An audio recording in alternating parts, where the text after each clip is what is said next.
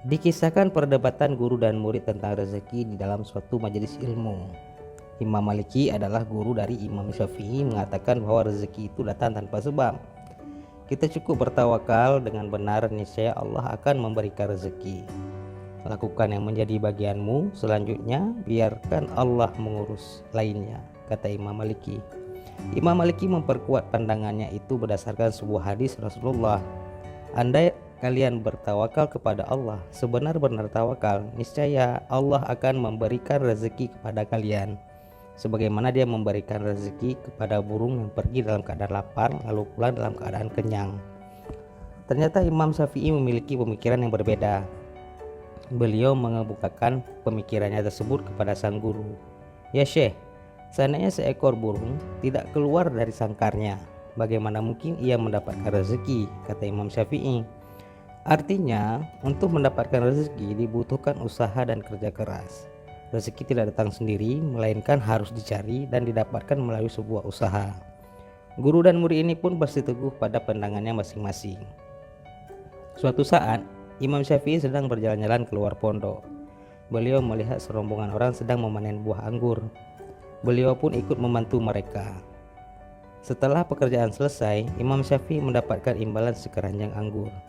Imam Syafi'i senang bukan main, bukan karena mendapatkan anggur, tapi karena memiliki alasan untuk menyampaikan kepada gurunya bahwa pemikirannya tentang rezeki itu benar. Ya, rezeki memang harus dicari. Segera Imam Syafi'i menjumpai gurunya yang sedang duduk santai di pondok, sambil meletakkan seluruh anggur yang didapatkannya dan menawarkan anggur itu kepada gurunya untuk dicicipi, dan berkata, seandainya saya nggak keluar pondok dan melakukan sesuatu, tentu saja anggur itu nggak akan pernah sampai di tangan saya. Mendengar hal itu, Imam Maliki tersenyum sambil mengambil anggur dan mencicipinya, dan berkata, seharian ini aku memang nggak keluar pondok, hanya mengambil tugasku sebagai guru, dan berpikir alangkah nikmatnya kalau di hari yang panas ini aku bisa menikmati anggur, dan tiba-tiba engkau datang membawakan anggur ini untukku. Bukankah ini juga bagian dari rezeki yang datang tanpa sebab? Cukup dengan tawakal yang benar kepada Allah, niscaya Allah akan berikan rezeki. Lakukan yang menjadi bagianmu, selanjutnya biarkan Allah yang mengurus lainnya. Imam Syafi'i langsung tertawa mendengar penjelasan gurunya tersebut. Sang guru dan murid itu pun kemudian tertawa bersama. Begitulah dua imam mazhab mengambil dua hukum berbeda dari hadis yang sama. Memang benar, Allah telah mengatur jodoh, rezeki dan maut kita sebelum kita dilahirkan ke dunia, dan semua telah tercatat di sana. Rezeki bukan soal kaya atau miskin, melainkan adalah rasa syukur kita terhadap apa yang telah kita dapatkan selama ini. Ya, artinya nggak ada kata kaya atau miskin ketika kita mengerti dengan arti kata syukur. Kaya miskin bukan soal materi, karena apa yang kita punya belum tentu orang lain punya. Itulah yang dinamakan rezeki. Lalu apakah rezeki bisa tertukar? Tentu saja tidak, karena Allah telah menjamin rezeki kita masing-masing. Lalu apakah rezeki bisa kita ubah?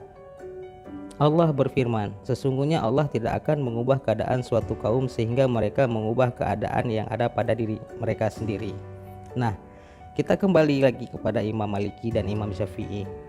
Imam Maliki mengatakan, cukup tawakal yang benar kepada Allah, lakukan apa yang menjadi bagianmu dan selanjutnya biarkan Allah mengurus.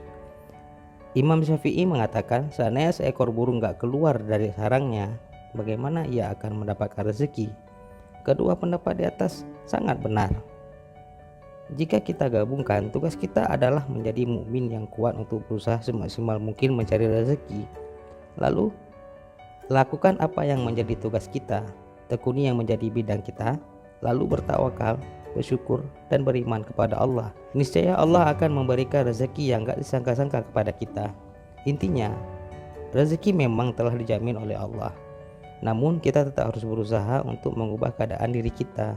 Jika Allah telah menetapkan rezeki kita hari ini sekian, jangan takut. Teruslah berusaha dan bertawakal. Niscaya Allah akan menambah rezeki kita.